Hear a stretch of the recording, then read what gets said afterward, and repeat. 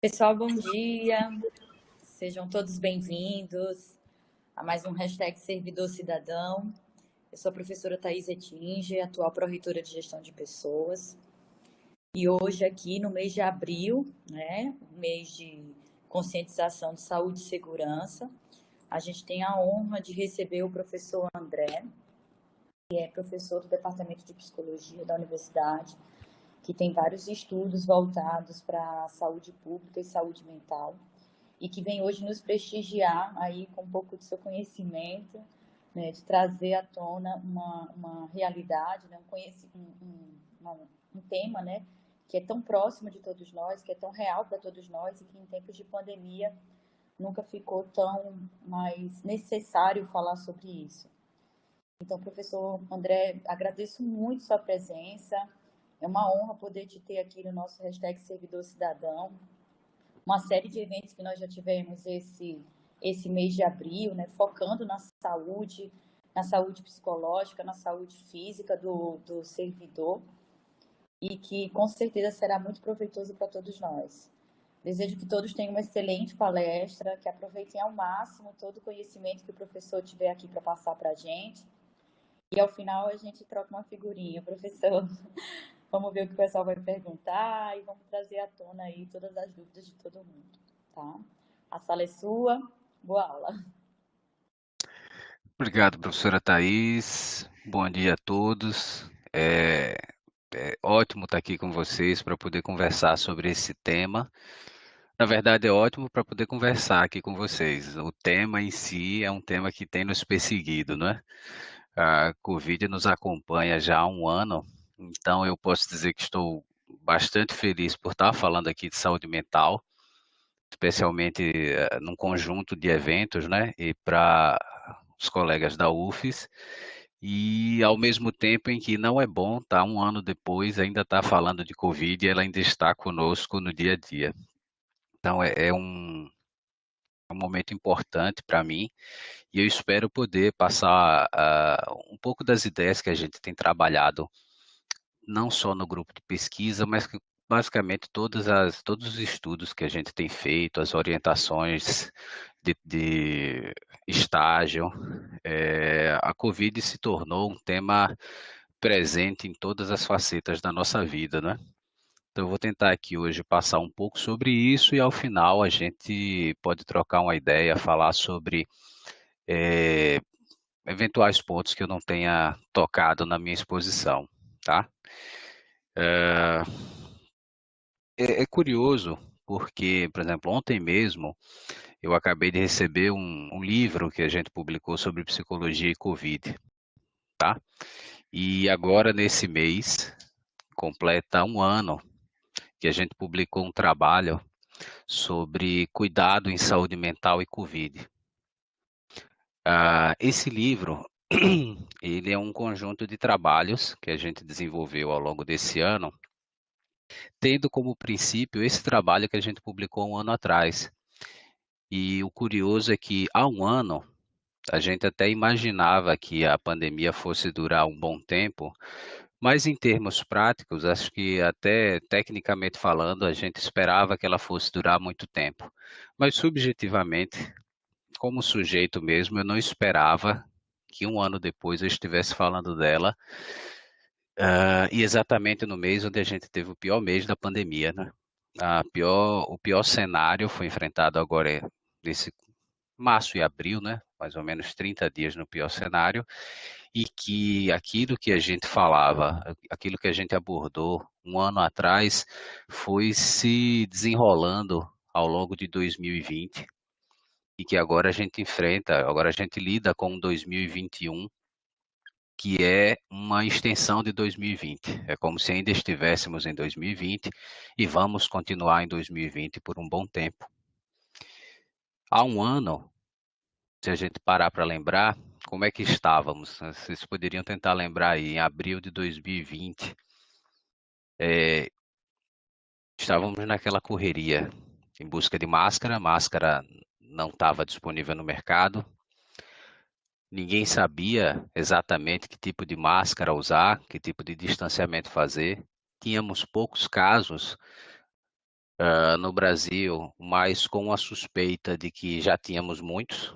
A questão é que, assim como em 2020, a nossa capacidade diagnóstica ainda é muito baixa, então a gente não tinha um cenário muito claro, como não tem ainda hoje, exatamente como deveria ser feito. Nós estávamos passando a ficar em casa, tínhamos completado mais ou menos o que? Um mês e pouco de distanciamento social, passamos a chamar de isolamento social, dado o tamanho do problema, certo? E estávamos passando também por todas aquelas adaptações baseadas naquela suspeita de que algo estava acontecendo, a gente não tinha domínio, não sabia o que era, todas as notícias estavam bombardeando a gente com um cenário cada vez mais catastrófico. Eu lembro que há um ano atrás, quando a gente estava escrevendo o trabalho, era comum encontrar aquelas mensagens de que isso até diminuiu, né? O mundo está acabando, Jesus está voltando. Eu sabia que isso ia acontecer. Salve-se. Então, de um ano para cá, a gente vem lidando com a situação que é possível concluir que antes, para boa parte das pessoas, era inimaginável. A gente via em filmes. E via em filmes onde o desenrolar da história era, em geral, tenebroso, mas na expectativa de um final feliz, certo? Isso estava se iniciando em 2020, isso disparou quase que uma histeria coletiva, ou seja, não era uma situação isolada de um grupo, outro, uma pessoa ou outra. Todos, de modo geral, estavam sendo afetados pela chegada da Covid no país, né? E isso bateu um certo desespero em conjunto. Uma prova desse desespero foi a quantidade de lives que a gente teve logo depois de março, né? Tanto lives de música como lives de profissionais, a gente foi bombardeado com informações sobre o que fazer, como passar o tempo, como lidar com isso. E hoje, um ano depois, a gente tem um cenário de que a Covid passou a integrar a nossa vida. E não seria incomum, caso eu perguntasse a vocês aqui, um por um, quem já não sonhou com um cenário de Covid, por exemplo, eu estava em público e esqueceu a máscara. E foi um sonho angustiante, você ficava procurando a máscara e não encontrava. Ou estava em público e de repente percebia que não estava mais, que não estava de máscara, e isso era angustiante, isso era ansiogênico, você ficava nervoso por causa disso. Esse relato de sonho tem sido um relato comum, certo? Em conversas com alunos, em conversas com conhecidos, e o fato da Covid já fazer parte do nosso mundo dos sonhos é porque a nossa realidade já está bastante preenchida com ela. A nossa rotina está sendo bastante determinada. E por causa disso, hoje eu preparei a minha apresentação de três formas. Vou trazer o cenário. Em seguida, vou falar das repercussões desse cenário, cenário pandêmico, cenário da Covid, falar como psicologicamente essa situação nos afeta e fecho comentando um pouco sobre o que fazer, o que é que as pesquisas têm mostrado quanto a como lidar com esse cenário de pandemia. Isso a partir do que a gente tem visto dentre as pessoas que têm lidado com maior sucesso, aquelas que têm menos sintomas em saúde mental, aquelas que mantêm o bem-estar psicológico em níveis satisfatórios. Então, trazer um retrato de como é que essas pessoas estão funcionando, porque essa tem sido a baliza que a gente utiliza para ajudar, para contribuir com a adaptação das pessoas que não têm lidado bem, né, que têm tido um sofrimento acima do que pode confrontar agora nesse período de pandemia, tá? Então, vou dar início falando do cenário.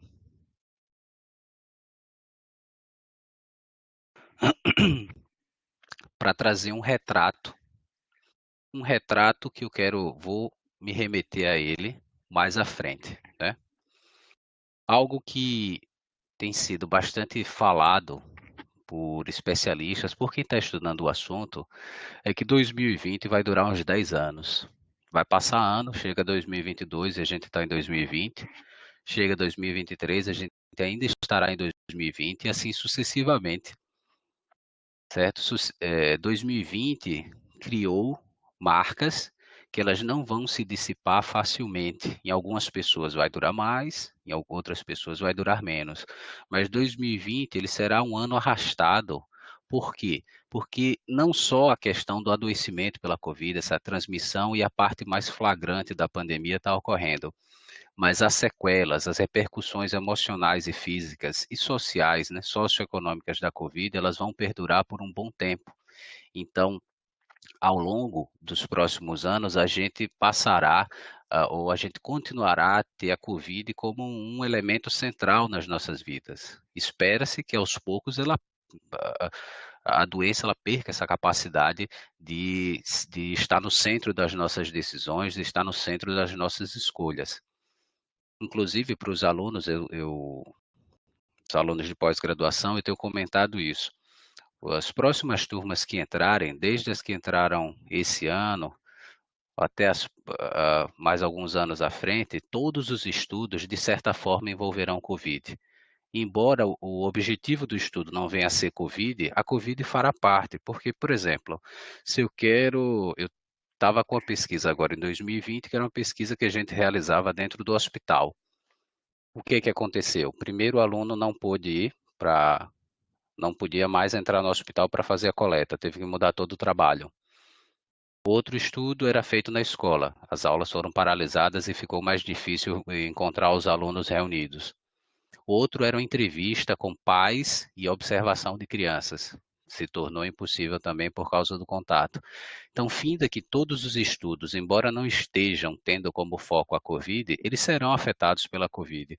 Isso é um exemplo, uma faceta, pelo menos no mundo acadêmico, da presença da pandemia ao longo desse tempo que a gente vai viver, certo? Um retrato, um cenário interessante que eu me deparei e que para mim também foi surpreendente, foi quando eu comparei os dados de quando a gente escreveu o estudo há um ano atrás e o que, que a gente tem hoje.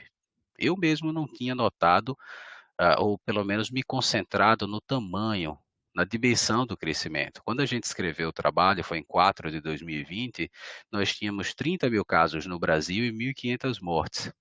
Agora, em 4 de 2021, nós temos 15 milhões de casos e 400 mil mortes. Quando eu comentei o inimaginável no slide anterior, é porque a gente pode entender da seguinte forma: ninguém esperava algo tão drástico. 4.000 mortes em Sergipe por uma causa, certo? Uma população de 2 milhões de habitantes, mais ou menos, tendo 200 mil casos, e aí isso sem a gente considerar o subdiagnóstico, né, a subnotificação, significa que quase todo mundo hoje, e aí nossos dados, a gente fez um levantamento recentemente sobre isso, revela que quase todo mundo hoje conhece alguém ou conhecia alguém que foi a óbito por causa da Covid, e é praticamente certo que conhece alguém que teve Covid. Isso sem considerar as pessoas que tiveram a Covid. Então, se tornou um tema que aproxima todo mundo. A Covid, de certa forma, faz com que todos nós estejamos nos deparando com o mesmo desafio, algo que não era pensado inicialmente. Cada pessoa tinha suas particularidades do dia a dia, tinha seu cotidiano, tinha seus desafios específicos. Hoje nós temos em um mesmo setor de trabalho todos lidando com o mesmo problema, que é a Covid. Em uma família, todos lidando com o mesmo problema. Então se tornou um problema onipresente. E isso vale tanto para aqueles que aceitam, vamos dizer assim, aqueles que reconhecem o problema da Covid, como aqueles que negam. E a gente sabe que temos muitos negacionistas. Todos foram afetados. Porque mesmo aquelas pessoas que negam e mantiveram a exposição física, ou seja, aumentaram o risco de serem acometidos pela Covid e também passar a Covid, eles sofreram, por exemplo, estão sofrendo as consequências, as repercussões socioeconômicas. tá? E isso é um capítulo à parte, hoje eu não vou me dedicar muito a ele. Na verdade, a gente sabe que ele é presente, mas não é o foco da nossa fala aqui hoje, mas a repercussão socioeconômica, ela vai ser um denominador em comum para aqueles que reconhecem e para aqueles que não reconhecem a problemática da Covid. A questão física vai acometer alguns, a questão mental vai acometer mais alguns do que a outros, mas a socioeconômica, ela praticamente afeta a todos. Então a gente tem riscos físicos, riscos sociais e riscos mentais. Então, 2020 foi um ano único.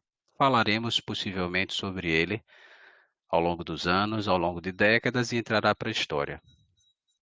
Por que eu trago esse cenário? A ideia é que a gente parta de um dado real, um dado de realidade, dos números, o que é que a gente tem visto, certo?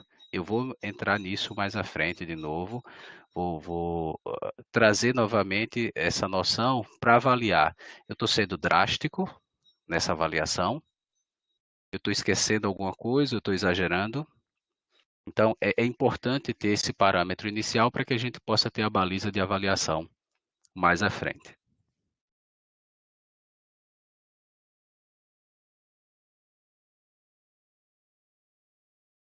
Quarentena e distanciamento social, que ficou mais divulgado no geral como isolamento, né, social. Um ano frente a eles, né? Quarentena e distanciamento. O que tem sido visto como mais comum entre as repercussões da Covid? Quais foram os elementos que mais alteraram a nossa vida? Isso sem considerar as pessoas que ficaram doentes, né? Pelo novo coronavírus. Primeira mudança, uma repercussão bem comum, certo? Primeiro, até fazer uma. Antes, vou até fazer uma separação. A quarentena é a questão da gente ficar isolado em casa, né? Tendo em vista a suspeita da contaminação ou a possibilidade do contágio. O distanciamento social é mais a política de distanciamento que a gente tem que ter, a atitude, né, de distanciamento que a gente vai ter que manter, tem e terá que manter por um tempo para minimizar a quantidade de infecções. Essas são as duas grandes mudanças que atingiram a todos, né? Ou seja, todo mundo passou a conviver com o cenário de quarentena e distanciamento e a gente não estava preparado para isso, ou pelo menos não tínhamos vivido algo desse tipo antes. E as repercussões mais comuns dessa situação, a primeira é a questão dos hábitos, né?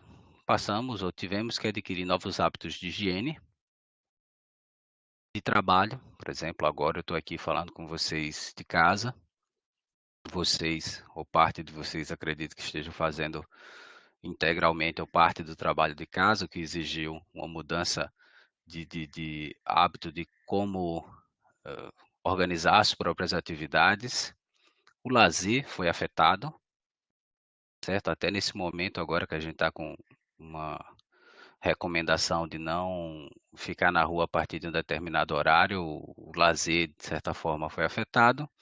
E o cuidado, o autocuidado. Muitos de nós, por exemplo, retardamos nossas avaliações periódicas, ah, diminuímos a quantidade de vezes que fomos fazer alguma consulta médica, diminuímos a quantidade de vezes que fomos à consulta psicológica, outras pessoas mudaram de modalidade de atendimento, passei a atendimento virtual.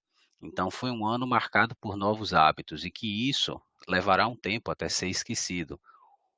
Isso levará um tempo até que a gente possa se adaptar de outra forma. Por exemplo, a gente passou a limpar todas as compras que chegavam em casa. Mais recentemente saiu a notícia de que a transmissão por superfície, né, era bem difícil o contato, mas eu acredito que boa parte de nós ainda continua limpando da mesma forma, certo? Então fica aquela suspeita, aquela desconfiança de que, na dúvida, por que eu não fazia isso antes? Eu vou continuar, vou manter esse hábito por um tempo. Então essa adaptação forçada, ela chega de modo surpreendente e ela vai perdurar por um tempo. Nossa rotina se tornou menos dinâmica. Hoje, basicamente, nós trabalhamos e cuidamos de si, cuidamos dos outros. Passamos boa parte do nosso tempo ruminando o passado e preocupados com o futuro. O presente em si, o dia a dia, ele tem se tornado maçante. Ele tem sido maçante. Essa é uma das queixas mais comuns das pessoas. E também há a questão de uma solidão relativa, a percepção de uma falta meio inespecífica. Sente falta de coisas comuns, como sente falta de coisas especiais. É uma falta ampla, certo? Ela pega várias coisas em várias facetas e que fica perene, fica ali. Você sempre está numa sensação de que falta algo que você tinha, mesmo que seja simples. E isso ocorre por contágio emocional. Ou seja, é algo que está acontecendo com boa parte das pessoas. Isso sem falar daquelas que efetivamente perderam alguém na pandemia. Isso eu estou considerando num grupo de pessoas que não perderam alguém e que a sua vida anterior é aquilo do que você sente falta. Essa ideia de novo normal, velha vida, nova vida. Essas são as queixas mais comuns que as pessoas têm trazido. Isso a gente tem documentado e vários trabalhos têm feito. Tem tido esses achados também, e que, como era esperado, três dinâmicas, três coisas ficaram afetadas. Nós temos um cenário hoje de saúde emocional fragilizada. Está muito mais fácil mudar de humor hoje em dia. Há muitos relatos dessa questão da labilidade emocional, onde você não só muda de humor muito fácil, mas também alcança extremos de modo muito mais rápido. É o extremo da satisfação por coisas que não necessariamente merecem toda aquela alegria. Então, assim, o alcance de objetivos de coisas muito comuns leva a uma êxtase meio que desproporcional, mas isso em menor quantidade. O que ocorre mais é você chegar ao extremo do afeto negativo, a raiva, a tristeza, a desesperança, onde você não tem quantidades moderadas. Está muito mais fácil você chegar nos extremos. E isso tem se mostrado, isso tem repercutido também na saúde cognitiva sobrecarregada. É comum o relato de cansaço, de fadiga pelo dia a dia. São dias monótonos que cansam bastante, certo? Pouca diversidade e um cansaço que, para parte das pessoas, é difícil de explicar por que se encontra daquela forma. Tá? Isso se soma a queixas, por exemplo, a insônia, ela tem sido cada vez mais comum e é uma insônia quase que paradoxal. As pessoas relatam que não fizeram muita coisa ao longo do dia, mas têm grande dificuldade de dormir, de pegar no sono. Falta o cansaço físico e sobra o cansaço mental. Por fim, também a saúde social relacional. Saúde social transformada, nossas relações foram transformadas e eu coloquei um ponto aí na saúde relacional, que para muitas pessoas ela está transtornada. Vivemos um período em que não é difícil encontrar quem diga que teve brigas severas, teve mágoas severas ao longo desse último ano, relacionamentos desfeitos, relacionamentos não só conjugais, mas também de amizade, um distanciamento negativo ocorreu entre as pessoas e cada vez mais um desgaste nas relações mais próximas, tá? Então, as pessoas não estavam preparadas para serem filhos por 24 horas ali de modo intensivo, para serem maridos, para serem esposas, para serem colegas, enfim, as pessoas não estavam preparadas para passar tanto tempo juntas. E isso, ao longo do último ano, se mostrou de modo mais agudo e tem sido uma queixa constante. A gente tem várias repercussões. Um exemplo mais simples, que é muito noticiado, é o aumento na quantidade de divórcios no período pós as principais crises, pós as ondas, né? Então, assim, seria esperado, é esperado que agora em junho, julho, agosto, a gente tenha uma intensificação na quantidade de divórcios devido a esse período agora de março, abril, em que as pessoas ficaram mais próximas, mais isoladas. Então, isso tem sido comum e esse é o cenário que tem impactado as pessoas ao longo desse último ano.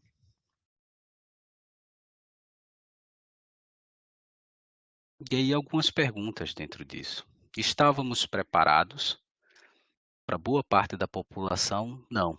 Como eu disse, é um fenômeno inimaginável. A gente não tinha recursos, não havia desenvolvido recursos suficientemente bons para lidar com essa situação. É nova para todo mundo, ela continua sendo nova.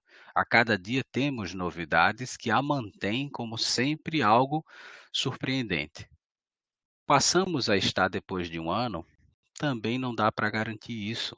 Por quê? Porque mesmo as boas notícias passaram a ser negativas, certo? Por exemplo, a boa notícia da vacinação, hoje ela é muito mais recheada por emoções negativas do que por emoções positivas. Nós, embora enquanto sociedade tenhamos desenvolvido a vacina, o que mais chega de notícias da vacinação diariamente para a gente são notícias negativas. Então, mesmo aquilo que era para ser positivo, está com um cenário negativo.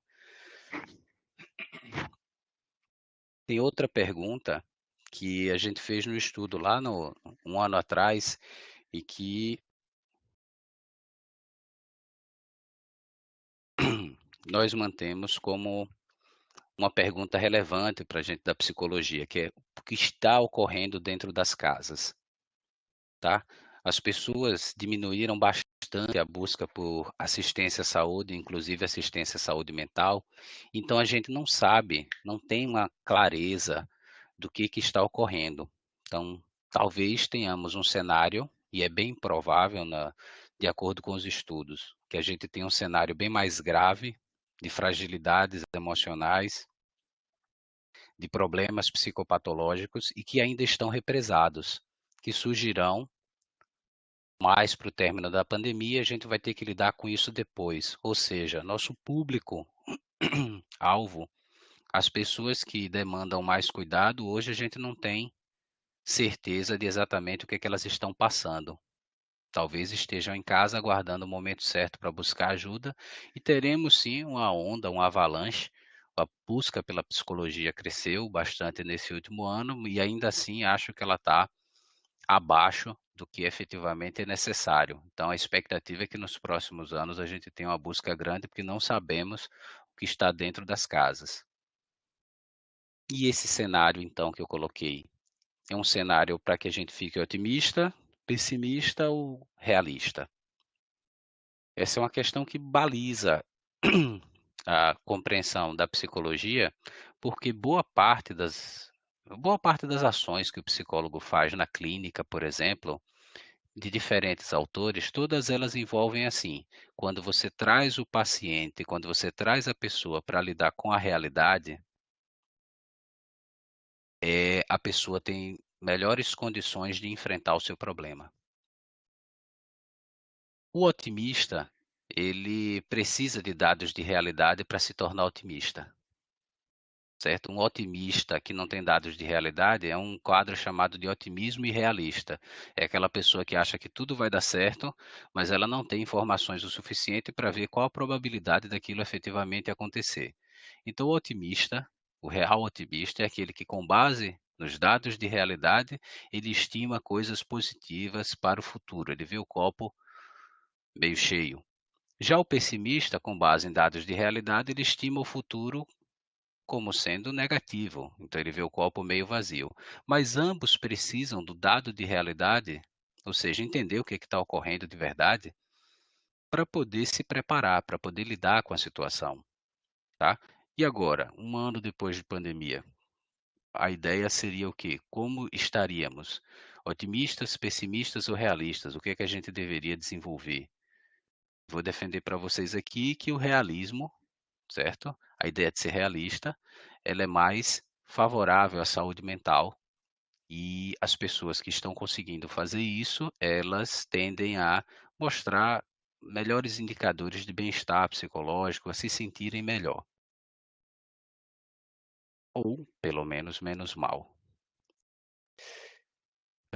Há duas coisas que são importantes serem notadas, que é a questão de tempo e desempenho adaptativo, certo? É como enfrentamos problemas. Ao longo do último ano, e isso é algo bem marcante, a gente tem sido bombardeado com a sucessão de eventos negativos. Dificilmente, ao longo dos últimos 12 meses, a gente tem recebido novidades positivas, sejam elas maiores ou menores. A cada dia, por mais que você crie uma expectativa positiva de que algo ocorrerá, você tem pequenas doses, ou às vezes maiores doses, de frustração, certo? Uma frustração cumulativa. Pequenos desgostos que vão se somando e que um pouco daqui, um pouco dali, criam um cenário de vários pequenos desgostos, onde você olha para diferentes frentes da sua vida e não vê coisas muito positivas para onde olhar. Hum, Algo bastante comum, aí eu vou pegar a questão da vacina de novo, é você ter a expectativa, ter criado a expectativa de se vacinar e ontem mesmo foi avisado que as vacinas acabaram.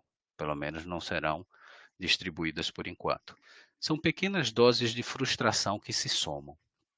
Isso na sua vida relacional com outras pessoas, no trabalho, no lidar com a pandemia, as dificuldades socioeconômicas agora diante da situação de pandemia. Esses eventos negativos, eles têm um mecanismo pelo qual eles nos afetam, certo? Isso é o estresse. É uma situação, um nome bastante conhecido, é o estresse. Estresse é a nossa capacidade, é um recurso que nossa mente, corpo tem para lidar com problemas, certo? Nosso corpo se prepara para lidar com problemas. E essa preparação, ela exige do próprio corpo. Vamos criar uma situação aqui imaginária que é o exemplo mais comum. Vamos supor que você está passando por uma rua, está voltando para casa, se depara com um cão raivoso, o cão latindo para você, o seu corpo, naquele exato momento, ele se prepara para você dar a famosa carreira, certo? Para você sair correndo. Ele injeta mais sangue nos músculos, o batimento cardíaco acelera.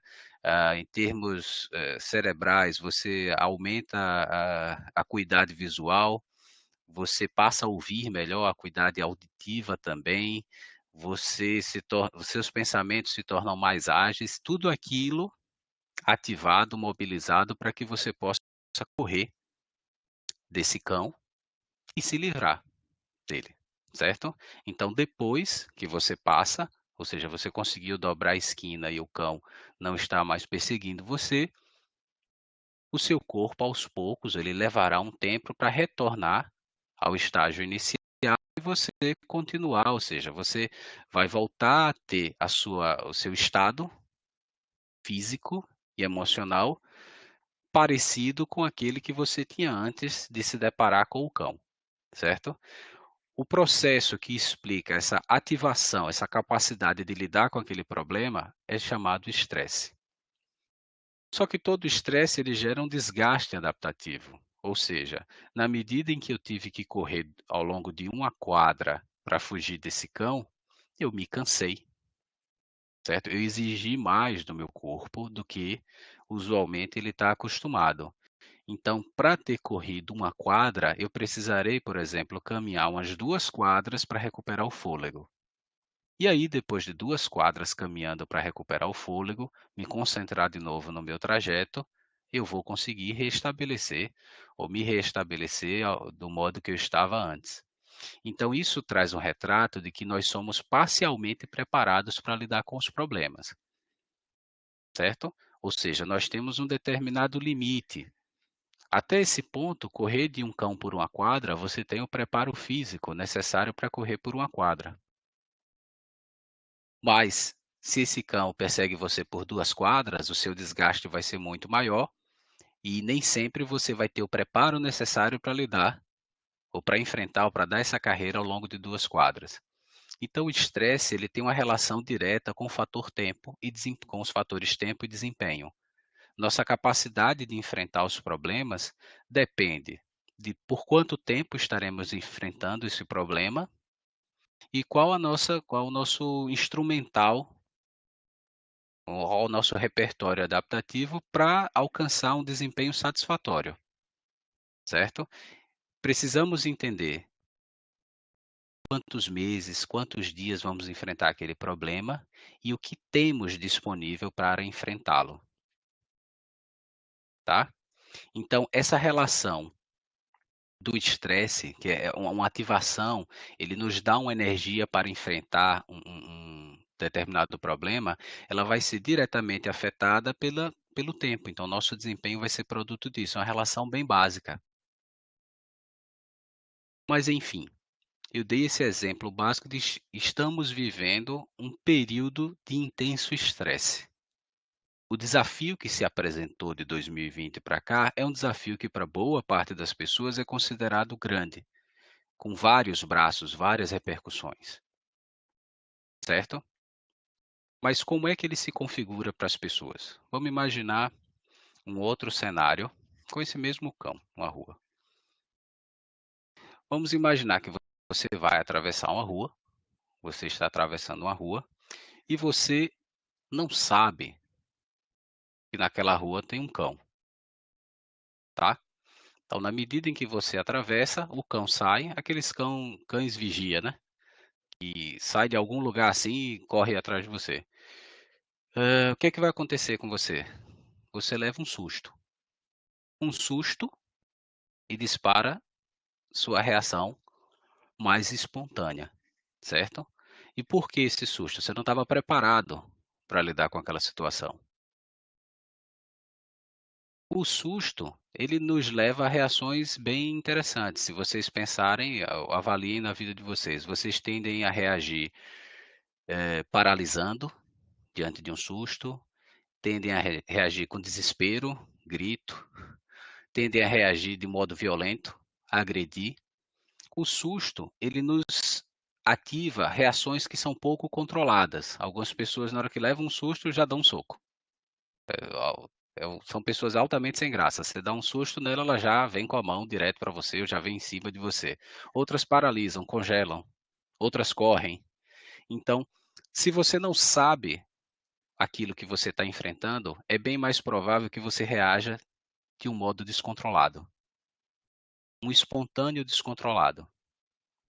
E que talvez para algumas pessoas é o necessário, por exemplo, no susto diante do cão, você reage correndo, então é a reação esperada, você vai conseguir. Já algumas pessoas reagem paralisando. Ela tem o susto e ao invés de correr, congela. É um fenômeno chamado freezing, tá?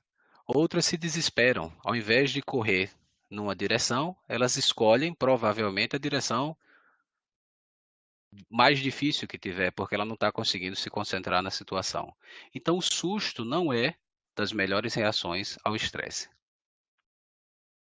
Segundo cenário, você vai atravessar uma rua e você está vendo o cão. Há um cão naquela rua. Automaticamente, seu estresse vai ser ativado porque você precisa passar por aquela rua.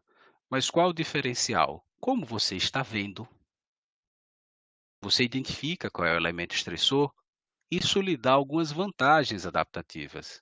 A primeira delas é você escolher ir por outra rua. Ou seja, você tem alternativas. Você não levará um susto. Uma segunda alternativa é você se planejar quanto a como vai passar por aquela rua.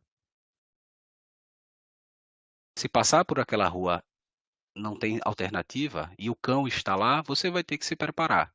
Você vai tentar buscar alternativas que podem dar certo ou não ao final, mas vai tentar desenvolver alternativas de passar por isso. Você vai ter um esforço mais controlado. Você vai poder pensar melhor o que que você tem disponível no seu repertório. Será que é melhor tentar convencer o cão, ficar amigo do cão?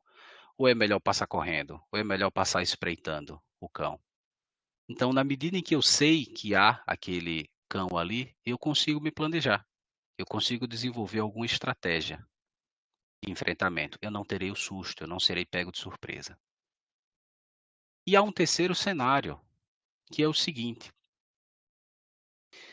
você sabe que tem um cão naquela rua, mas você não está vendo. Você sabe que tem um cão ali, mas você não está vendo. Esse cenário, para muitas pessoas, é o pior dos três. É pior que o susto e é pior que ver o próprio cão. Desconfiar que ele está ali ativa você em relação ao estresse, como se você estivesse enfrentando o cão, ao mesmo tempo em que lhe deixa altamente vulnerável a um susto, porque você não sabe de onde ele pode vir. Então essa suspeita, a subjetividade do cão, né? Vamos dizer assim, vamos dizer, a subjetividade da situação, você não sabe de onde vem o cão, isso tende a ser tão danoso quanto enfrentar o próprio cão. Se não, para algumas pessoas, mais. Porque, por exemplo, na medida em que você caminhar, você vai ter que ficar olhando para trás o tempo todo. Isso vai dificultar a sua marcha, isso vai dificultar a caminhada, isso vai aumentar a chance de você tropeçar e vai criar um desgaste como se você estivesse enfrentando o cão em si. Então, há condições em que, na medida em que eu sei aquilo que eu estou confrontando, isso favorece o enfrentamento. A dúvida ou mesmo a surpresa diante de um problema tendem a ser mais danosas, tendem a nos desgastar mais emocionalmente. E esse desgaste, ele se apresenta com três caras. São as três coisas que as pessoas mais relatam que estão sentindo. Isso são os elementos diagnósticos que a gente usa hoje para identificar se está havendo sofrimento mental significativo, se as pessoas estão realmente padecendo no enfrentamento da pandemia. O primeiro é que a pandemia trouxe um cenário de medo cotidiano, e é um medo muito pouco objetivo. Ainda que pensemos muito sobre a Covid e sobre o coronavírus, a gente não sabe exatamente o que é que a gente está enfrentando.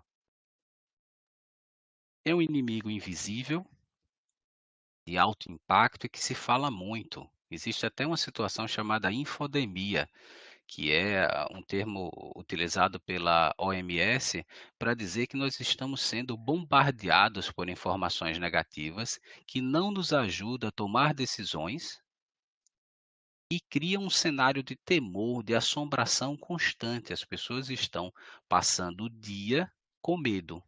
Medo que se manifesta mais em algumas situações, menos em outras, mas é aquele medo constante, um medo que é uma rotina que só algumas pessoas passavam por isso.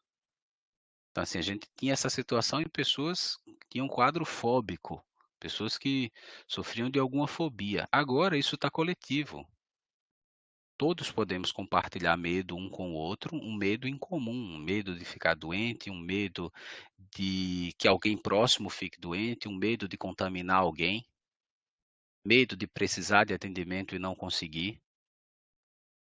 E isso, o medo, ele gera uma ativação crônica do estresse. É como se estivéssemos correndo. O medo gera uma situação, junto com a incerteza e a ansiedade, que é assim: é como se essa quadra que nós estamos correndo do cachorro, eu me preparei e me planejei muito bem. Eu vi o cão, me planejei muito bem para lidar com ele. Só que ao invés de correr uma quadra, a quadra se torna infinita. Então, por mais bem planejado que eu tenha enfrentar a situação, por mais energia que que eu tivesse inicialmente para enfrentar aquele cão, eu não tenho uma energia eterna. Então, o medo, ele cria uma ativação crônica do estresse. Você pode até enfrentar bem a situação inicialmente, mas a exposição contínua ao medo desgasta você ao ponto que mesmo as pessoas que estavam enfrentando bem passam a sofrer agora os efeitos deletérios desse medo constante. A incerteza quanto ao futuro é outra coisa, outro aspecto importante. Hã, não temos ideia. As pessoas que mais se queixam em termos de saúde mental não fazem ideia do que estão enfrentando. Elas têm as mais diversas perguntas. Eu vou fazer um encadeamento de perguntas aqui que é bastante tem sido comum e é bastante angustiante. Começa com: "Será que eu estou doente?". Você não sabe. Você pode estar espirrando, pode ter ou não covid. Se eu estiver doente, passei para alguém próximo? Se eu estiver doente, ficarei grave, agravarei. Se eu ficar grave, terei atendimento. Se eu tiver atendimento, vou ter todo o suporte que eu vou precisar para esse atendimento. Se eu ficar grave, eu volto para casa. Essa é uma sequência que tem sido bem comum, algo que amedronta, tipo, isso retarda as pessoas, retarda com que busquem o atendimento, faz com que as pessoas fiquem temerosas de receber o próprio diagnóstico. Isso tem efeitos não só na doença física em si, mas essa assombração que as pessoas têm vivenciado. Hoje a gente tem muitas questões e um parâmetro móvel. Até ontem você tinha uma certeza que seria vacinado, hoje já faltou vacina. Hoje, por falta de planejamento público, você não sabe quando será vacinado, certo? Ver os números aumentarem, ver cada vez mais perto a Covid chegando e você sem ter certeza em como lidar com aquilo, quando vai sair daquilo. O medo e a incerteza, eles são produtores da ansiedade. A ansiedade é uma emoção, é uma expectativa em relação ao que vai acontecer. Ela é normal, considerada normal quando ela é temporária, breve e seletiva. Temporária é o que? Você tem um tempo ali curto, em geral, para ficar ansioso, para lidar com aquela situação e depois ela retorna para o seu nível habitual. É a ansiedade que lhe ajuda a dar a primeira carreira contra o cão.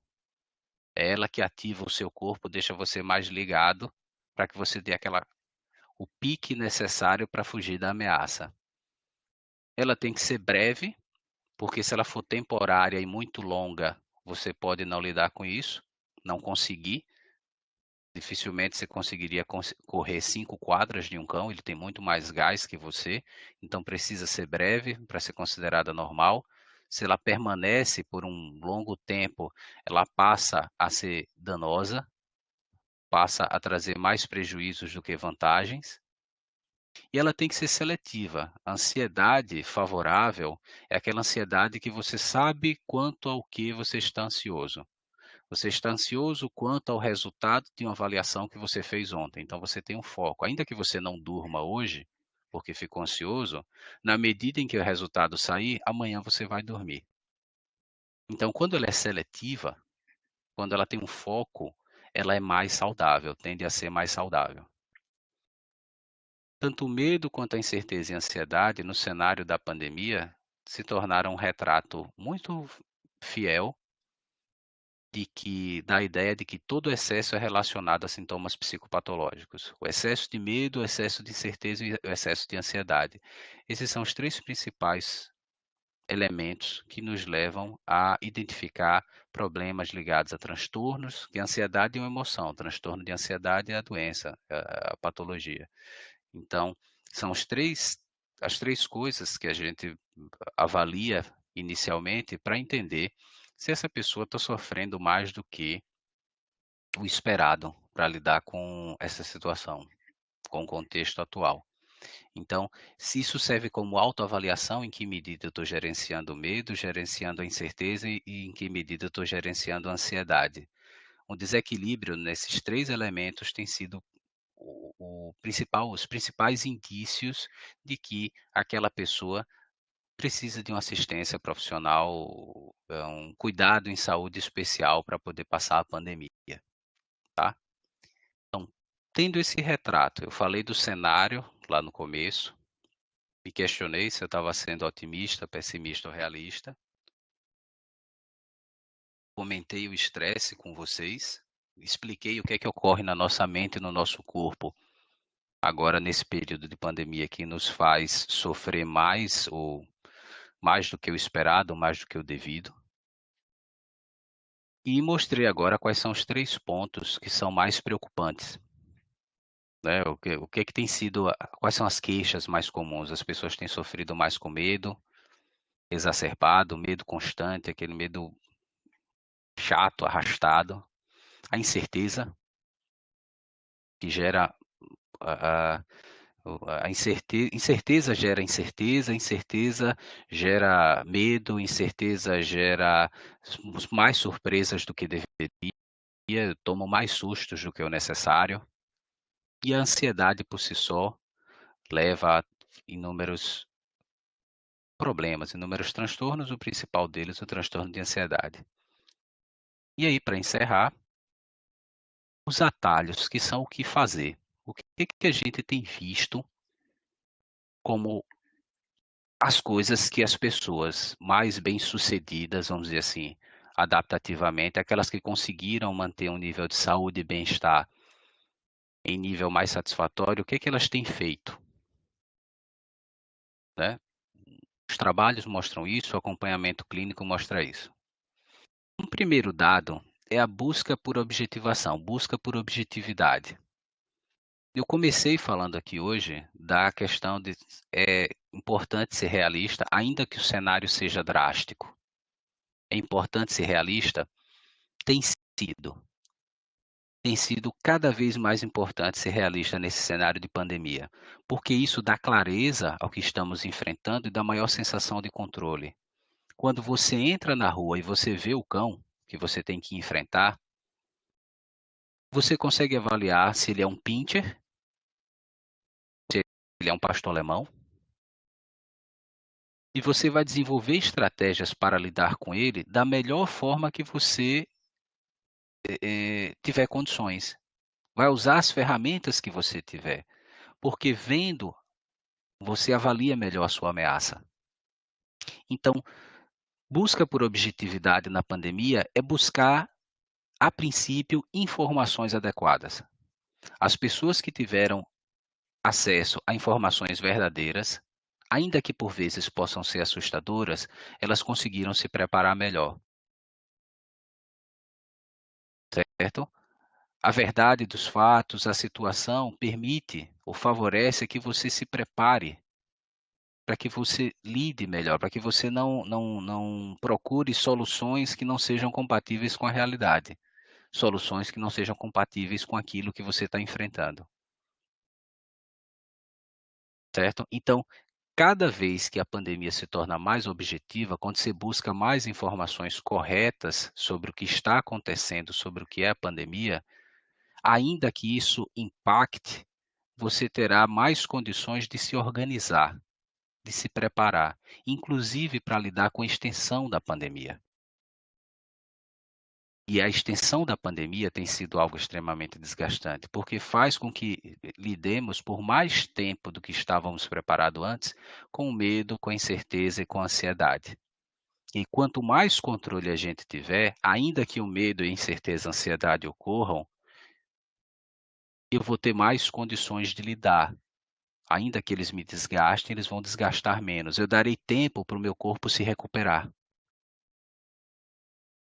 Se eu tenho uma quadra para correr de um cão e só uma quadra para me recuperar e já vem outro cão na quadra seguinte, eu vou conseguir correr a primeira, vou conseguir correr a terceira, na quinta eu já vou estar cansado pra caramba porque eu não consegui me recuperar entre as quadras. Pode ser que na sétima quadra eu já não consiga correr mais, porque eu não tive tempo suficiente nos intervalos entre quadras para me recuperar. E esse é um retrato do estresse. Você precisa de tempo para ter um bom desempenho. A pandemia está nos exigindo demais, ela não nos dá tempo suficiente para que a gente se recupere. A sucessão de notícias negativas é impressionantemente rápida.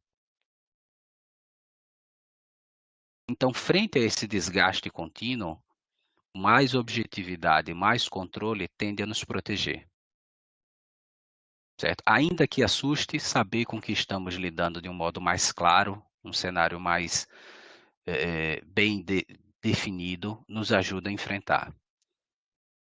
A outra é a regulação de expectativas. O cenário de pandemia fez com que nós mudássemos nossos planos para o futuro, um futuro próximo ou futuro distante. Seja o futuro do final de semana, o que é que você vai fazer no sábado e no domingo, seja o que você planeja para suas férias. Então, as pessoas que têm um desempenho melhor ficaram, vocês vão entender o termo, menos ruins, né? Agora, ao longo da pandemia, elas têm regulado melhor suas expectativas. Elas começaram a rever seus planos e tentam minimizar a sua frustração, aumentar a tolerância à frustração, entender que não vai conseguir fazer aquilo que havia planejado, aquilo que tinha pensado antes, vão melhorar a forma de lidar com o desconforto, tem que aprender a lidar com isso e desenvolver a paciência. Então, essa característica é o desafio para todos, percebem? Regular as expectativas, você, vou dizer num termo popular, segurar mais sua onda, segurar mais seus planos, conseguir conviver melhor com, eu queria viajar esse final de semana, mas não vou mais. Eu queria viajar nas férias, eu queria descansar nas férias, mas não vou conseguir. Eu queria ter mais silêncio em casa, mas não vai dar certo. Se a gente começa a lidar melhor com a regulação de expectativas, ou seja, espera menos dos eventos que não controlamos, você não controla totalmente suas férias. Isso ficou bem claro, né? Você vai ter seus dias de férias, mas o que você vai fazer com ela, a pandemia está mostrando que não, você não sabe exatamente aquilo que vai fazer. E esse é um exercício de difícil aceitação. Mas aumentar essa tolerância à frustração, você entender que essa inevitabilidade das coisas, a transitoriedade de algumas situações está bem flagrante na pandemia. Futuramente, talvez voltemos a conseguir planejar coisas para mais tempo, mas nesse exato momento, se você desenvolve essa capacidade de regular melhor suas expectativas, entender que nem tudo vai conseguir ser executado como era esperado, isso vai lhe favorecer ter mais paciência, mais calma e vai diminuir sua frustração. Algo que é importante, isso se junta ao próximo, os micro-objetivos. Quanto mais centrado no presente, quando você consegue obter algumas doses de satisfação com o seu dia a dia, você passa a ter menores doses de frustração, certo? São coisas menores que a gente passava de modo mais, talvez, despercebido antes da pandemia. Algumas pessoas já tinham essa inclinação para valorizar bastante o presente. Desapega-se do passado com mais facilidade e não tem muitas expectativas quanto ao futuro. Privilegia o presente, o prazer naquilo que você está fazendo agora, o prazer naquilo que você consegue executar hoje. Ainda que você tenha um plano para amanhã, é um amanhã próximo, não é um amanhã distante.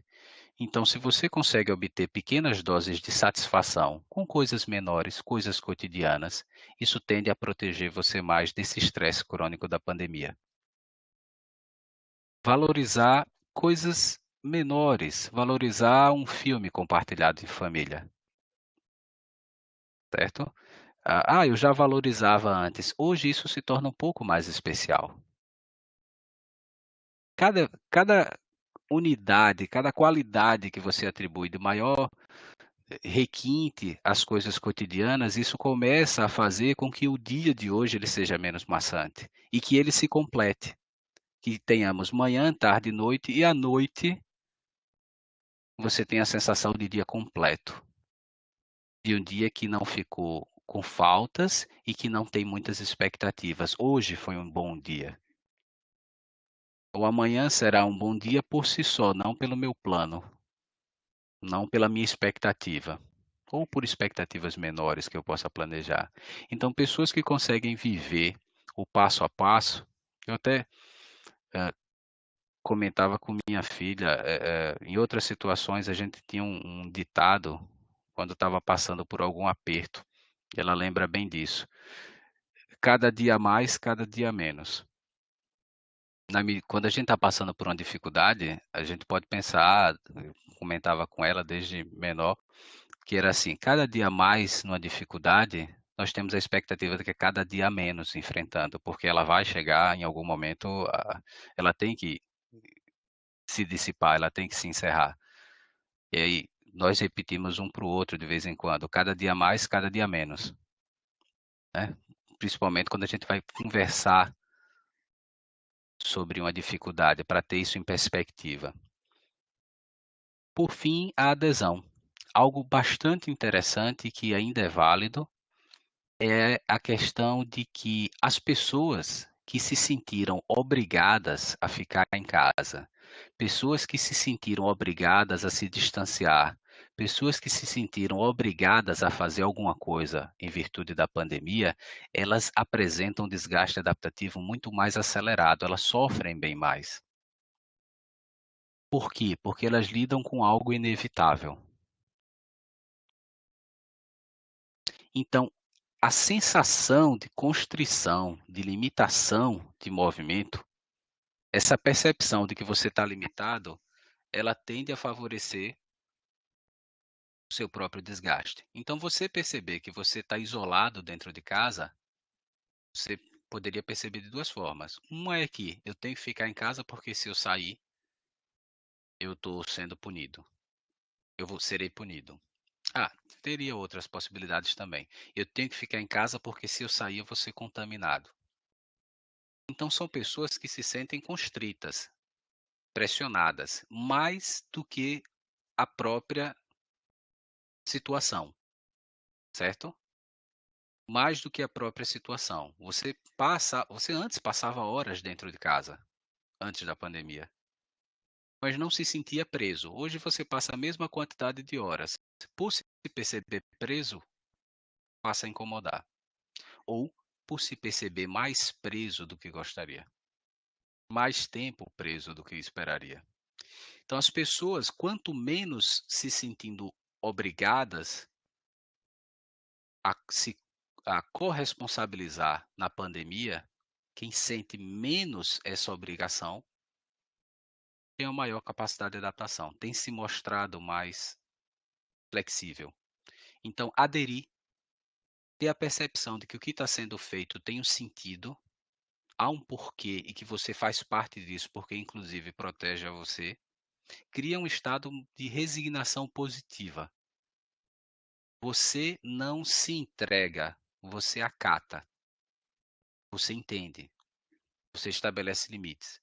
Então, na medida em que as suas ações de proteção elas passam a ser escolhas, ainda que escolhas complexas, escolhas que difíceis, elas são mais facilmente digeridas. Então você sofre menos. A gente não está falando aqui de ninguém que tem um sucesso adaptativo que está melhor do que antes. Dificilmente na pandemia alguém vai dizer assim: ah, minha vida melhorou. Quem disser, provavelmente falácia, certo? É difícil alguém dizer: ah, tem o lado positivo da pandemia. Eu não vejo o lado positivo. Tem o lado que a gente está lidando, tem o lado que a gente está enfrentando, tem o lado que a gente está sofrendo, mas um lado positivo é difícil da gente encontrar. Então, o que a gente tem feito é enfrentado da melhor forma que podemos, e isso tem trazido sucesso adaptativo para muitas pessoas. Na medida em que eu tenho uma realidade, eu sei melhor, talvez eu não saiba exatamente ou por completo com o que eu estou lidando, mas na medida em que eu sei melhor com o que eu estou lidando, eu consigo ter um pouco mais de saúde mental. Quando eu controlo minhas expectativas, tentando fazer o viável e o possível e obtendo satisfação disso, eu melhoro minha saúde mental e na medida que eu me sinto menos obrigado a fazer as coisas, quando eu me sinto mais participativo, seja uma participação obrigada ou não, certo? Não é aquela participação necessariamente você escolheu, foi uma escolha que lhe foi imposta. Mas dentro dessa escolha, você pode encontrar alternativas. A pandemia é algo que chegou para todo mundo. Não tem como negá-la. Se você nega, ela continua presente. Você só aumenta o seu risco e dos outros, né, que é a pior parte. Então, essa possibilidade de ver a realidade de modo mais objetivo, regular as expectativas e se sentir parte de algo tem sido um elemento protetor. As pessoas que conseguiram ter uma ou mais dessas características, hoje elas apresentam um quadro um pouco melhor de saúde mental, certo? E conseguem desenrolar melhor as dificuldades, conseguem lidar melhor com as surpresas. Então, para finalizar, seria isso. É melhor ficar vendo o cão que a gente vai atravessar naquela rua e não saber que ele está lá porque ele está, ou saber que ele está e não está o vendo. Porque quando você sabe que ele está lá mas você não está vendo, você pode ter dois prejuízos, o susto e a carreira. Quando você não sabe que ele está lá, você dá a carreira. Então, os desfechos são muito parecidos. O não saber é muito parecido do desconfiar. E o desconfiar por si só é muito desgastante. Você passa o dia desconfiando. Então, nessa situação que você tem que passar por aquela rua, ver o cão, por mais assustador que ele pareça, ainda é um fator protetivo. Porque mesmo que você tenha que brigar com ele, você vai saber com quem você está brigando. Tá? Bom, era isso. Eu vou encerrar aqui. E, se for do interesse de vocês, a gente troca uma ideia. Obrigado a todos que ficaram até agora. Espero ter colaborado. Obrigada, professor, pela sua brilhante exposição. E não sei se o senhor consegue ver o bate-papo, mas existe várias demonstrações de que realmente a palestra do senhor interessou e surtiu efeito. Eu vi agora, olha, porque estava. Não, não se preocupe, é meu papel passar para o senhor agora esses questionamentos e essas colocações, essas reflexões que foram feitas. Agora está surgindo muitos meus parabéns, ótima palestra, etc. e tal, mas no decurso da palestra do senhor, algumas pessoas colocaram provocações e outros questionamentos que eu gostaria de compartilhar com o senhor agora. Certo. Logo no começo da fala do senhor, a professora Marta Bragança, com base num comentário que o senhor fez a respeito das repercussões futuras para a saúde mental, ela questionou: como o senhor vê a dificuldade que teremos no tratamento, uma vez que o acesso à psicoterapia é apenas para poucos? Uhum. Esse é um desafio grande, esse é um desafio pré-pandemia. Eu particularmente sou um crítico dessa situação há um bom tempo, porque o que eu estudo mais são os transtornos mentais comuns. Nós temos dois tipos de transtornos, os comuns e os severos. Os severos são mais conhecidos em termos de assistência. Esquizofrenia, as psicoses são os mais comuns. Então, para esse público, o pessoal consegue, por exemplo, atendimento no CAPS, né? É mais fácil a gente referenciar as pessoas para um CAPS. E os transtornos mentais comuns são ansiedade, depressão, fobias, transtornos alimentares. E o que que acontece? Para onde nós referenciamos? Não temos. O serviço, os postos de saúde, as unidades de saúde, elas não conseguem prover esse atendimento. E as pessoas elas ficam, de certa forma, têm os serviços gratuitos das universidades, ou um ou outro por alguma instituição, e as pessoas não têm como buscar, como conseguir essa assistência. Esse é um problema, certo? É um problema pré-pandemia e que ele vai se acentuar no pós-pandemia, porque as pessoas que têm acesso ao atendimento psicológico no país se dá por convênios, planos de saúde ou pagamento particular, que é muito caro para boa parte da população, né? Ainda que o valor possa ser baixo de alguns atendimentos, o atendimento psicológico tem a característica de ocorrer muitas vezes. Às vezes você paga R$ 300 numa consulta com um profissional e você vai uma vez, você vai duas vezes. Para o psicólogo, ele marca 2 vezes por semana, então são 8 vezes no mês. Então, assim, é algo, infelizmente, a se pensar, Marta, porque não tem uma resposta, ou seja, é uma lacuna pré-pandemia que está se acentuando agora. A gente vai ter esse retrato quando as pessoas saírem de casa e vamos ver o tamanho do problema. Ok, professor. Continuando com a nossa série Provocações e Questionamentos, Temisa Sejani, ela fala: o pior é lidar com tantas incertezas. Volta ao trabalho presencial sem vacina? Vacina que não chega? Falta de atendimento médico? Uhum. A incerteza, a gente tem até um trabalho sobre incerteza quanto ao futuro na pandemia. Ela é junto com o medo, é o motor da ansiedade. Porque você tem medo e não sabe com o que está lidando, você tem medo e não sabe com o que vai lidar. Então, o presente e o futuro são altamente ansiogênicos. Então, a incerteza, e é uma incerteza que não depende da nossa busca por informações. Por mais que eu leia sobre vacina, ela não chegará para mim no tempo que eu desejava, no tempo que eu esperava. Então, é incerteza que a gente não tem controle. Certo? Então, essa dificuldade de lidar com a ausência de informações ou com todos os problemas do serviço público que a gente está vendo hoje, né, de saúde, alimenta essa incerteza. Essa regulação tem que ser cada vez mais passiva, que seria assim, a gente não controla o motivo da incerteza, mas temos que aprender a lidar com essa incerteza.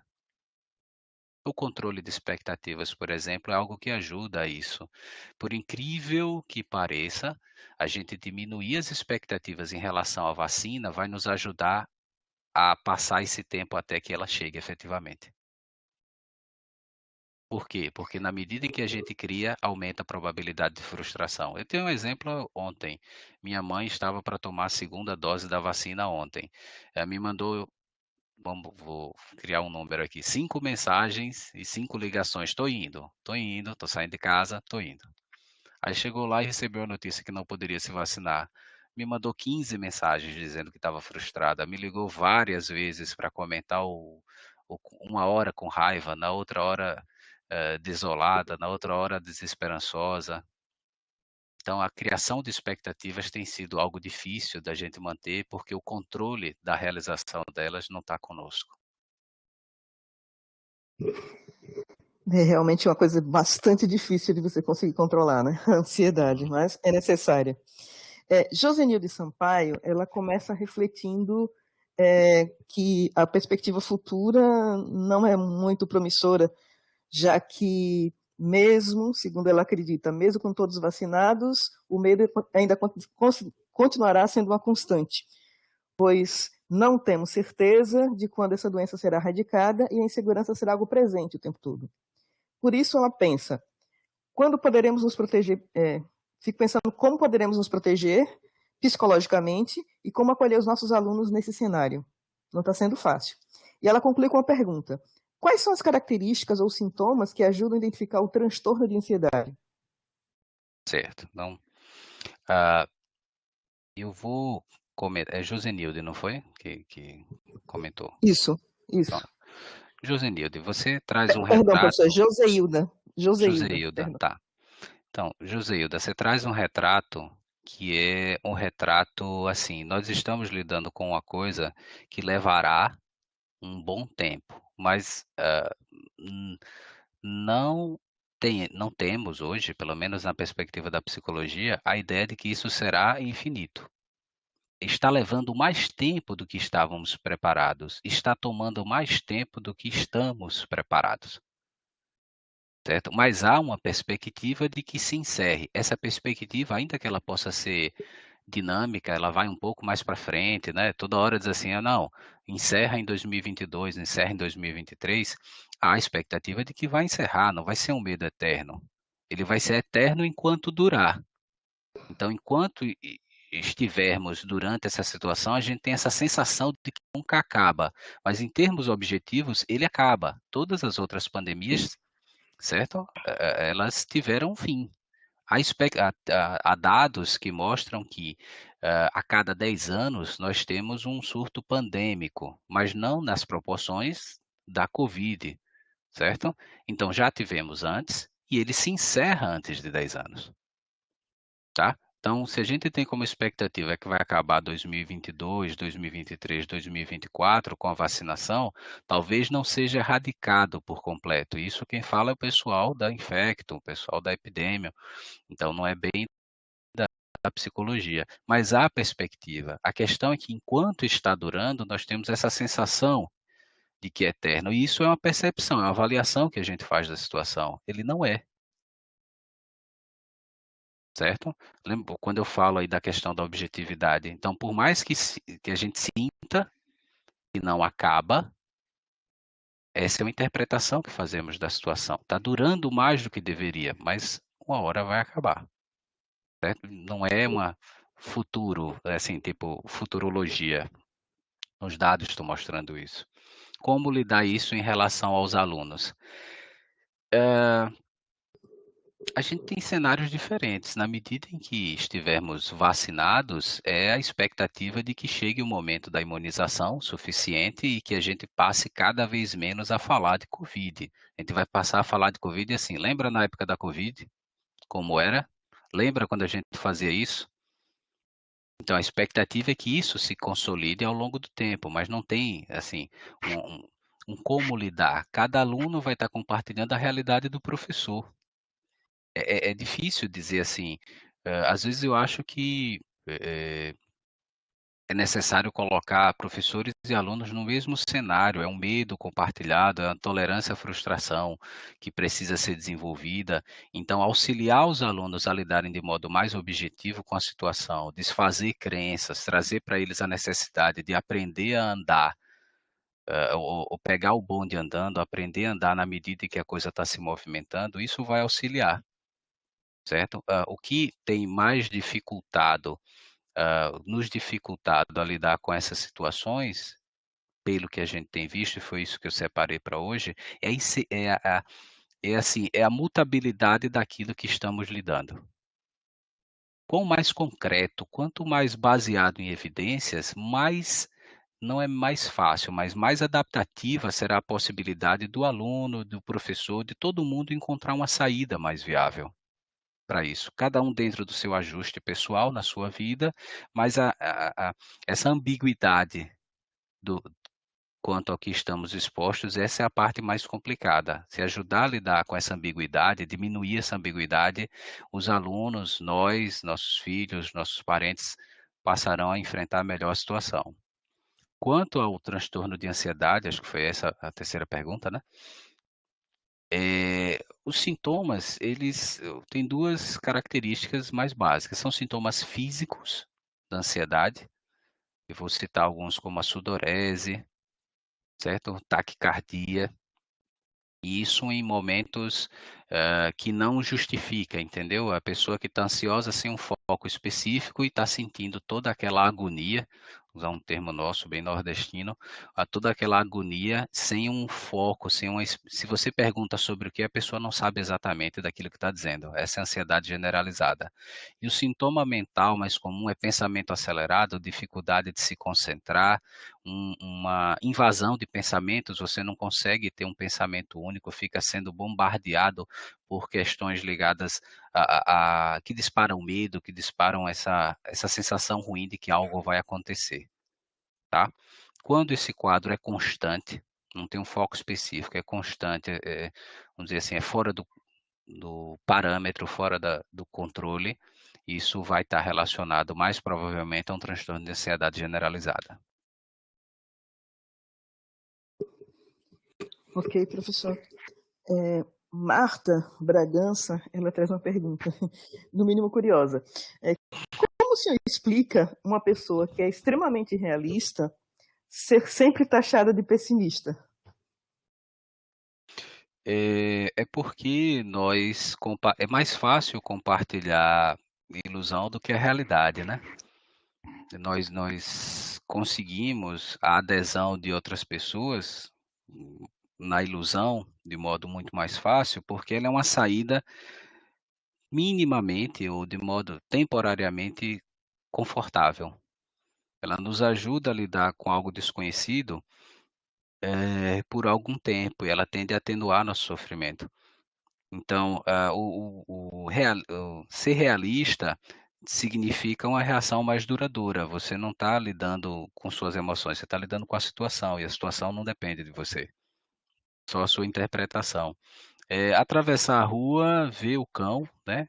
E achar que assim, não, se eu falar com ele educadamente, eu acho que ele não me morderá. Aí você entra com essa ilusão e começa a andar calmamente atravessando a rua. Isso pode ser lindo, conquistará muito mais pessoas se você disser que falar com o cão de modo doce e tal resolverá. Por experiência, não, não resolve, não. De um modo geral, a gente sabe que você pode falar de modo extremamente fofo e isso não necessariamente encanta aquele cão. Então, assim, a ilusão é muito mais contagiosa porque ela se liga aos nossos afetos positivos. E a realidade, ela, quando não é agradável, ela vai se apegar muito aos afetos negativos. Então é mais difícil de compartilhar. E aí você se torna um pessimista. E nem sempre, nesse caso, na situação que estamos, não é ser pessimista, é lidar melhor com os dados. Agora, se eu espero que o futuro seja ruim, independentemente do que ocorrer, aí eu sou mais pessimista do que realista. Ok, professor, obrigada. Maria Franciele pergunta: então seria importante desenvolver uma atitude estoica durante a pandemia? Vamos lá, deixa eu ver. Eu precisaria. Quem foi que perguntou? Franciele. Maria Franciele, isso. Pronto, Maria Franciele. Se você puder, Maria Franciele, coloca aí exatamente o que você está dizendo que seria essa atitude estoica, porque ficaria mais claro para mim concordar ou dizer que não. Tenta dizer assim, olha, seria isso, então eu vou usar, porque o próprio adjetivo, ele pode levar a múltiplos entendimentos, então eu prefiro não dizer assim, é isso, não se Ela colocou preocupar. isso. Pronto, sim, nessa perspectiva, sim.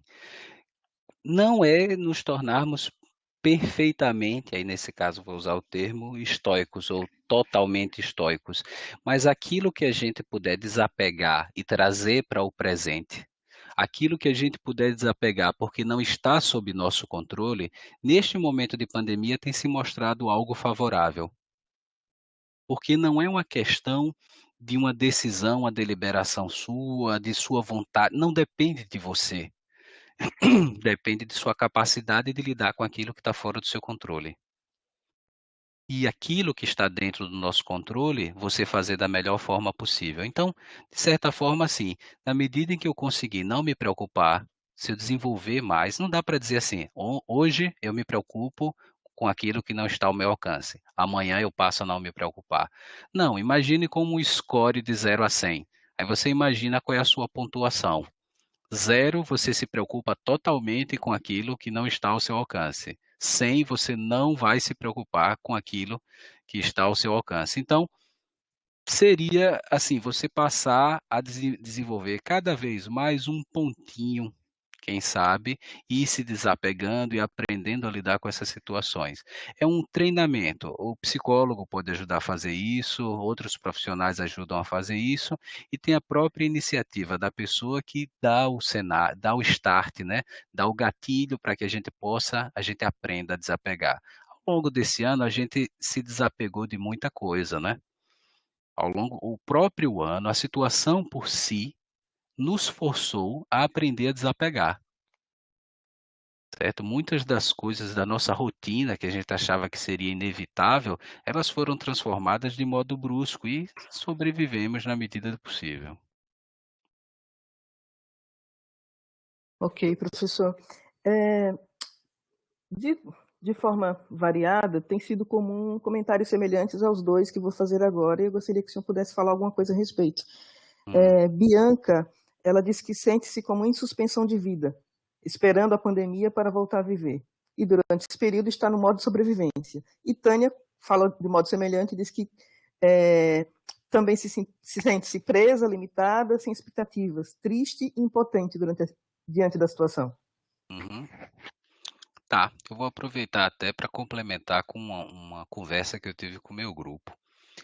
Acho que semana passada saiu uma reportagem que pelo WhatsApp, acho que pelo Facebook, rodou bastante, que foi uma matéria, até imprimi tá aqui comigo, porque acho que em algum momento ela chegaria. Um psicólogo norte-americano, Adam Grant, ele escreveu sobre um processo que ele resolveu cunhar como definhar, certo? A sensação de que estamos definhando, ou seja, você não está bem, mas não consegue dizer necessariamente que está mal. Acho que se aproxima a isso que a colega chamou aí de modo sobrevivência, que é aquilo de passar os dias, esperar os dias passarem. A vida segue, ou seja, o tempo é o principal dos fatores incontroláveis. Goste você ou não, se preocupe ou não, ele passará. Então a gente ouve, né, as pessoas falam que estão nesse modo sobrevivência. O definhar, se a gente usar esse termo do Adam Grant, e muita gente me mandou essa notícia e dizia assim, olha, parece com aquilo que você falou na palestra do dia tal, parece com aquilo que você falou não sei aonde, e se configura bem. Eu estou sem o nome da matéria aqui, tá? Mas foi bem compartilhada, tá no New York Times.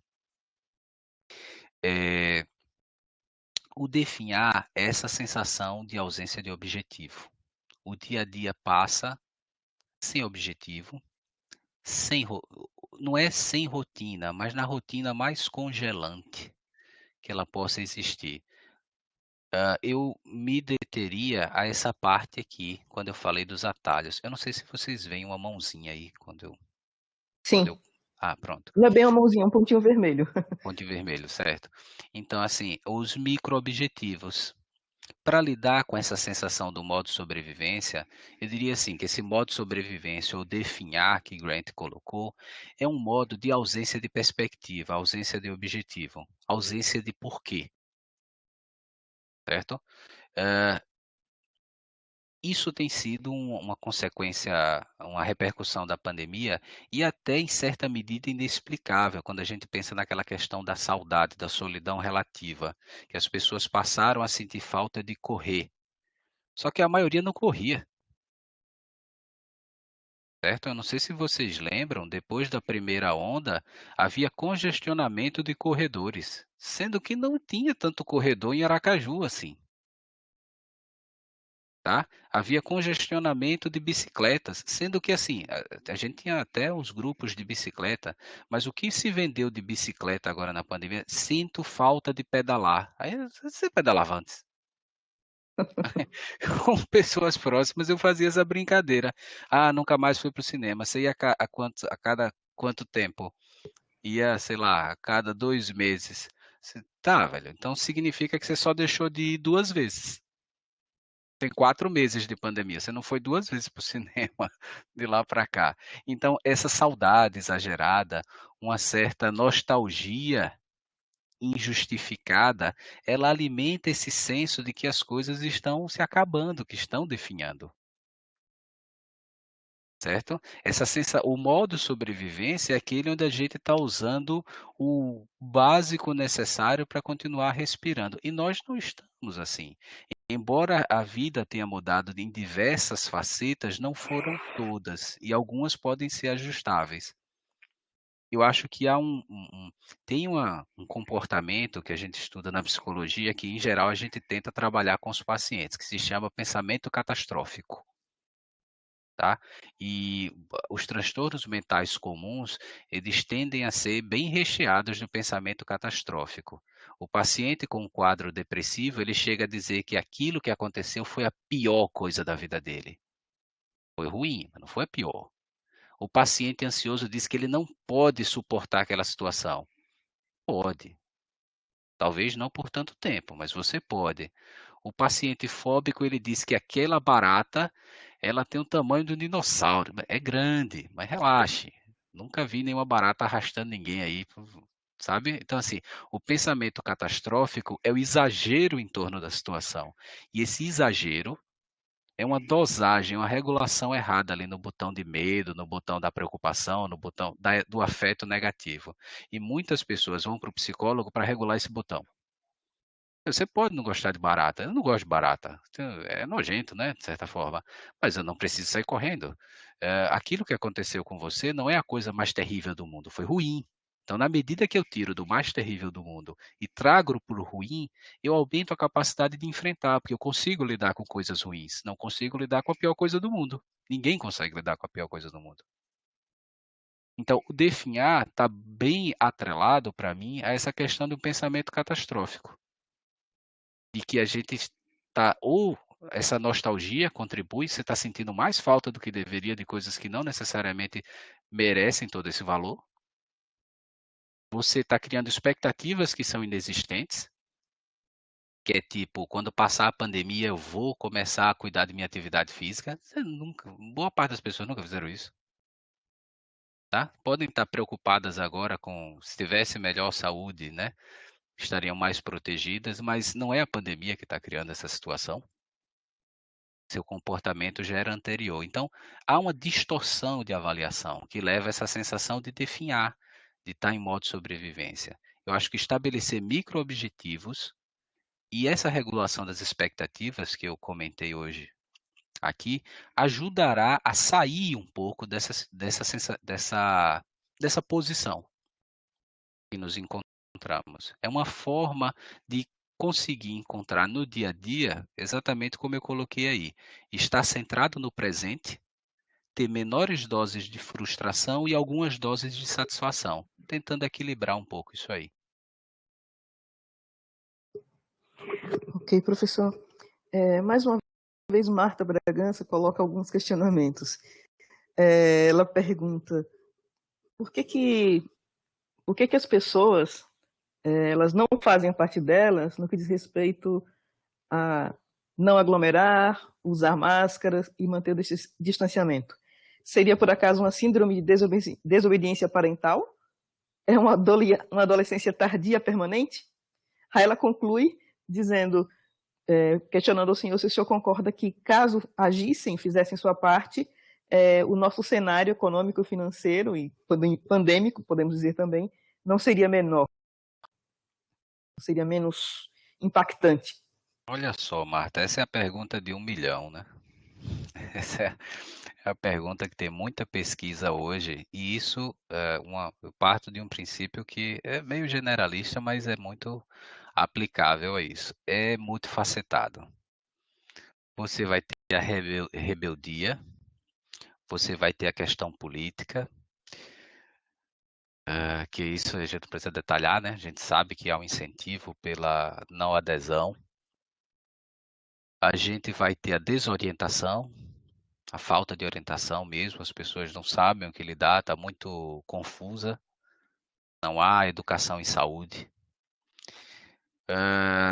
A gente tem o medo, algumas pessoas lidam melhor com medo, ou pelo menos têm uma reação, ou podem ter uma reação automática do medo se expondo a ele, é um comportamento de risco. Tá? Isso tem até alguns quadros em saúde mental que se relacionam muito bem a isso, ou seja, uma das formas de lidar com o risco é se expondo a ele.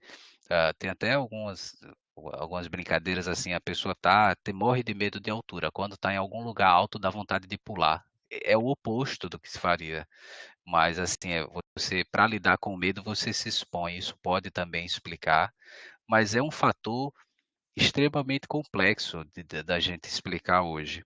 Agora, tem uma outra coisa que dá para atenuar um pouco a revolta que a gente tem. Não quero ser conformista, mas para atenuar um pouco a revolta que a gente tem com os outros. Esse período de pandemia, ele alimentou muito o nosso ódio, né? Tá mais fácil odiar alguém, tá mais fácil odiar o vizinho, tá mais fácil odiar alguém próximo.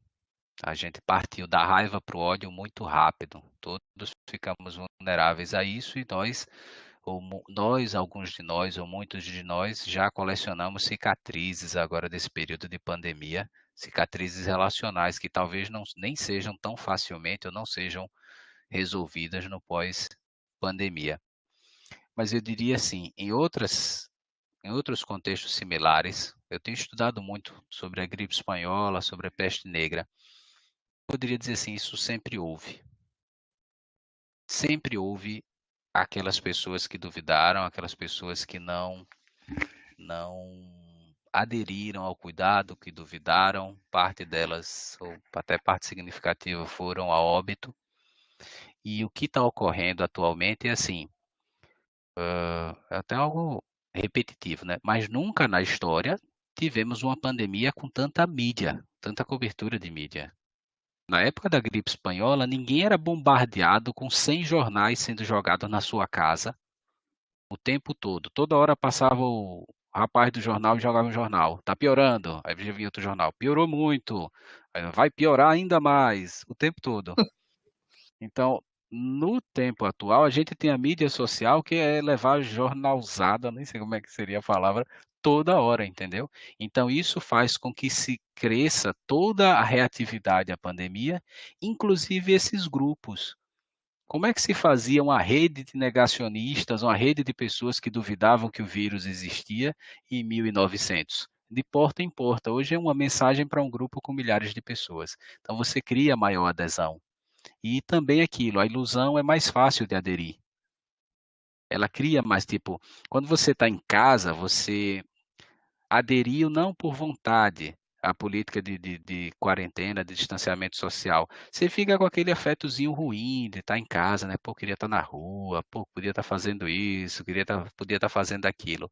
Já a pessoa que nega, ela vai para a rua e se sente corajosa, se sente desafiadora, se sente diferente, se sente, bom, o diabo a quatro. E se você perceber, o que você faz traz sensações não agradáveis e duvidar, ainda que você esteja errado, duvidar, ser totalmente descrente traz uma sensação positiva, traz um afeto positivo. Então, por si só, se reforça. Você vai para a rua e diz, não peguei. Aí volta. Aí no outro dia, está vendo? Eu não peguei. Aí vai no outro dia e já você fica em casa e diz, não peguei, mas também não peguei porque não saí. Então, não tem um afeto positivo como produto. Lidar com a realidade não traz esse afeto positivo por enquanto. Negá-la, sim. Então é difícil lidar com essas pessoas. E ainda é o caso dos que mesmo ficando em casa pegam, né, professor? Porque outros saem e trazem, mas enfim. Isso. Uhum. Flávia Augusta questiona: como poderíamos pensar o conceito de esperança para desenvolver habilidades emocionais positivas no enfrentamento desse cenário? Esperança. Esperança está bem atrelada com o otimismo, né? O otimismo seria algo um pouco mais estável e a esperança algo mais duradouro. A esperança, ela sempre a esperança é móvel, né? Ela está sempre sendo jogada para frente. Ela nunca tem um período específico. E eu sou otimista quanto a uma situação. Eu posso ser otimista, vou ter uma posição otimista em relação à vida, mas eu sempre seleciono coisas específicas, né? Eu sou uma pessoa otimista, eu sou otimista que eu vou conseguir terminar meu curso, eu sou otimista que isso vai acontecer, eu sou otimista que aquilo vai ocorrer. A esperança não, a esperança é aquela coisa que a gente joga lá longe, né? A gente joga lá na frente e ela sempre vai estar caminhando um pouco mais. Como desenvolver a esperança? A esperança, ela vai estar diretamente atrelada, como eu disse, ao otimismo e aos afetos positivos. E há dados de realidade que nos ajudem a acreditar nessa esperança.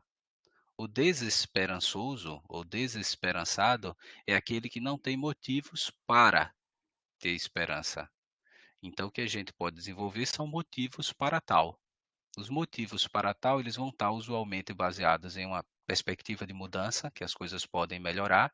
Isso, dado de realidade, a objetividade da situação nos ajuda a pensar assim, certo? Eu vou dar um dado de esperança que é simples. Há um ano atrás, a gente não sabia se teria vacina. E se não tivéssemos vacina, vou usar a expressão comum, aí é que o bicho ia pegar. Há um ano atrás, a gente não sabia se o vírus, me permitam usar um termo bem comum, matava crianças. Se os nossos filhos, se as nossas crianças fossem alvo prioritário da pandemia, as coisas seriam um pouco mais sinistras, vocês entendem? Porque essa pandemia, ela é uma pandemia que pegou grupos que a sociedade já discriminava. É por isso que há até um excesso de tolerância com os óbitos. É uma pandemia que leva a óbito pessoas velhas, pessoas doentes, pessoas que já possuíam alguma limitação. Então, assim, a própria sociedade já tinha certa discriminação contra esses grupos. E são os grupos mais acometidos pela pandemia. Então, as coisas poderiam ser bem mais drásticas, elas já são horrorosas. Mas a ausência de uma vacina, a incapacidade de controle, a gente já viu que o controle existe. Então, há dados de realidade que nos trazem, que nos produzem motivos para a esperança. Certo? Como eu disse, o desesperançado é aquele que não tem motivos para ter esperança. Então, a busca pela objetividade ajuda a desenvolver a esperança. A esperança ela é construída, ela não é dada, ela não aparece, não é fé. Fé já é outro construto. Certo? Fé já é outra ideia. Então, é possível dessa forma, com base na fomentação de afetos positivos, redução de afetos negativos e o estabelecimento, a identificação de motivos, que essa objetivação que eu comentei aqui pode ajudar a dar. Ok, professor.